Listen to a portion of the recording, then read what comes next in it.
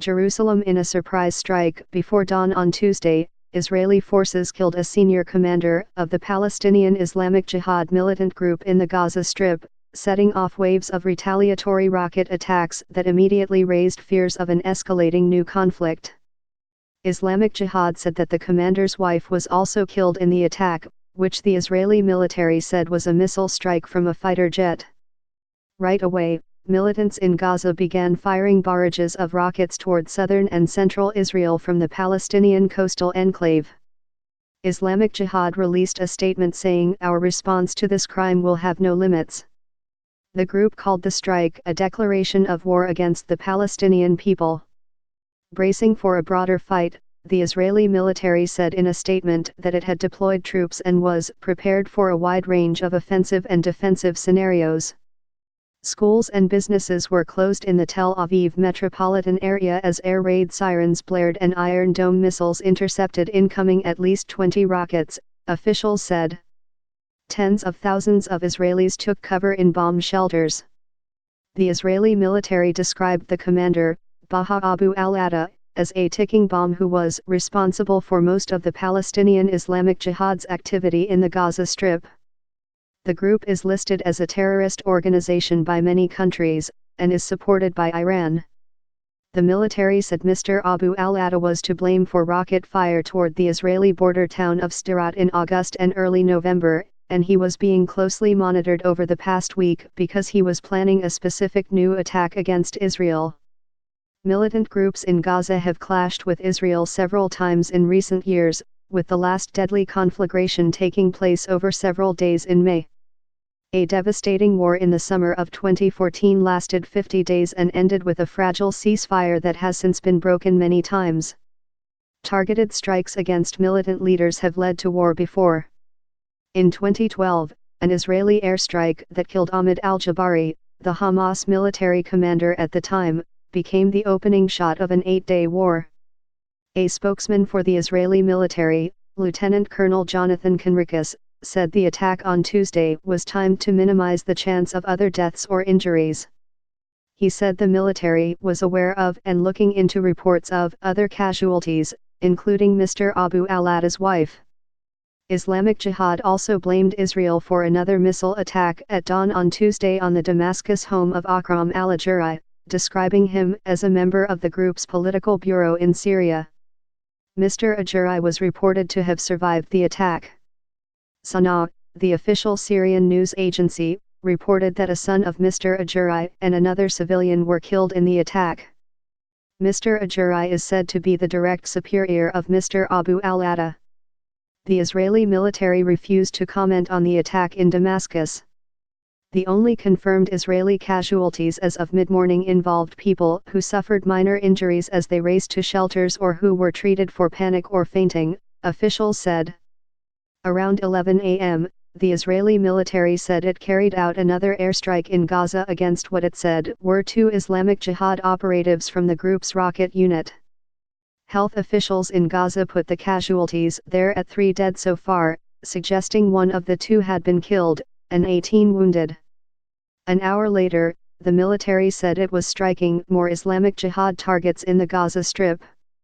Islamic Jihad described Mr. Abu al-Atta as one of the most prominent members of the movement's military council and the group's commander of the northern region of the Gaza Strip. But Israel said his purview and authority was broader than that title suggested. In recent weeks Mr. Abu al-Atta had seemed increasingly like a marked man, judging from the reporting of Israeli military correspondents. We tried to message and to communicate to him and his superiors that we were aware of his plans, and to indicate that continued attempts to execute those plans would have consequences, Colonel Conricus said, adding that Mr. Abu al-Atta's name had been mentioned frequently in the news media not by mistake. Hamas, the larger Islamic militant group that dominates in Gaza, said that it, too, mourned Mr. Abu al-Atta's death and that his killing would not go unpunished. Islamic Jihad and Hamas are uneasy rivals in Gaza, but in times of hostility with Israel, the groups tend to make common cause. Jura Island, a retired Israeli general and former national security advisor, said that unlike Hamas, which has a strong and popular political component, Islamic Jihad is purely a terrorist organization. It has no real political agenda, and more important, Islamic Jihad is fully supported by Iran and fully subordinated to Iranian instructions. He said that Islamic Jihad had been developing an increasingly independent approach to the conflict with Israel, ignoring the implicit understandings between Israel and Hamas to try to avoid escalation, and that Mr. Abu al-Ata had carried out some surprise attacks of his own in recent months. Mr. Island said he believed that the Damascus attack was also carried out by Israel, and said that Islamic Jihad personnel in Syria had a direct connection with Iran and gave instructions to the group's members in Gaza.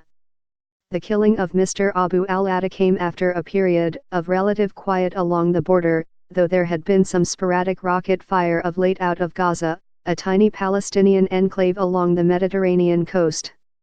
Prime Minister Benjamin Netanyahu's office said the attack had been carried out on the recommendation of the military chief of staff and the head of the Shin Bet Internal Security Agency, and with the approval of the Israeli cabinet.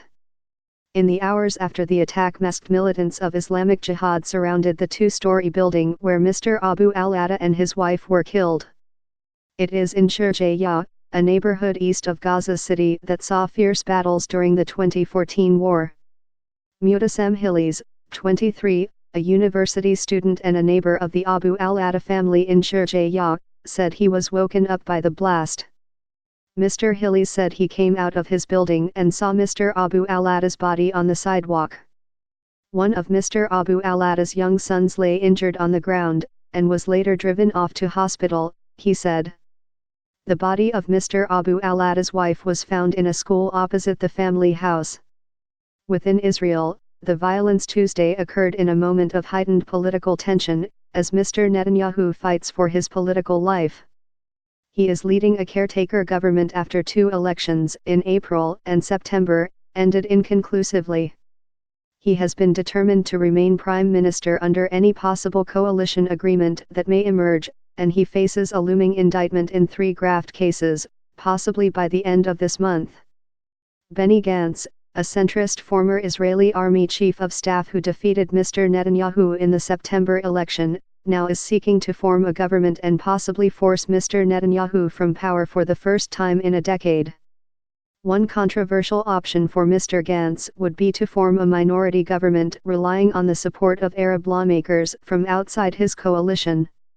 On Monday, Mr. Netanyahu assailed this prospect, saying such a government would be a danger to Israel's security. The viability of that path to a coalition seemed in question Tuesday morning. Mr. Gantz expressed support for the military action against Palestinian Islamic Jihad. He wrote on Twitter that the political echelon and the military had taken a correct decision tonight for the security of Israel's citizens and the residents of the South. But the leader of the mainly Arab Joint List, Ayman Odeh, called the strike politically motivated. A cynical man who lost 2 consecutive elections will leave only scorched earth in a desperate attempt to remain in office, he wrote on Twitter.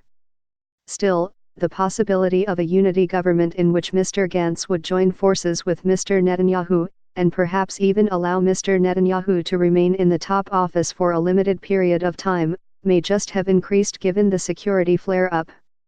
And few Israelis want a third election. Mr. Netanyahu had been serving as both Prime Minister and Defense Minister for the past year. Days ago, he appointed Naftali Bennett, an often provocative right-wing politician and former education minister who has long urged a more aggressive approach to Gaza, to the Defense Ministry post, in a move that analysts said was designed to shore up Mr. Netanyahu's right-wing bloc of allied parties. But the military said that Mr. Netanyahu alone gave approval for the strike in Gaza on Tuesday. Despite Mr. Gantz's support, questions were already being raised by other Netanyahu critics about the timing of the attack.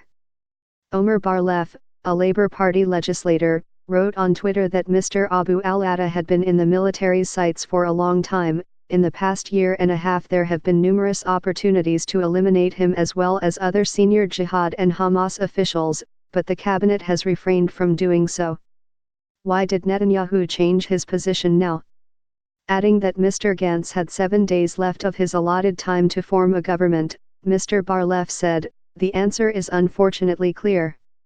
Isabel Kirshner and David M. Halbfinger reported from Jerusalem, and Iyad Abouila from Gaza City. Ibrahim El Mughrabi contributed reporting from Gaza City.